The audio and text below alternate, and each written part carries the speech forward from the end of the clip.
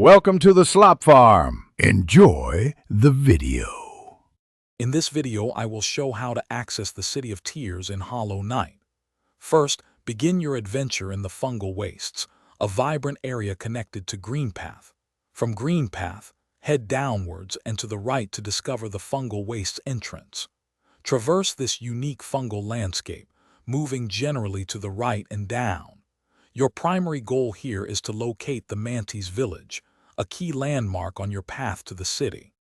To proceed, you'll need a vital ability. Head through Greenpath until you encounter the formidable boss, Hornet. Engage her in combat and emerge victorious.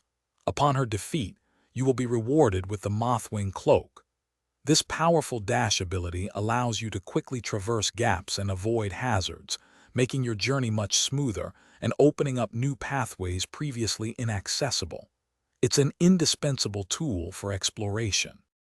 With the Mothwing Cloak in hand, return to the Fungal Wastes. From the Mantis Village area, look for a path that ascends towards the upper regions. You'll encounter several gaps and platforms that require your new dash ability to cross safely. Continue your upward journey, navigating past various enemies. Eventually, you will arrive at a grand, imposing gate, typically guarded by a single, formidable husk sentry, marking the city's threshold. To finally enter the City of Tears, you must first deal with the husk sentry standing guard. Engage this enemy and defeat it to clear your path. Once the sentry is gone, locate the large lever positioned conveniently near the gate. Strike this lever with your nail.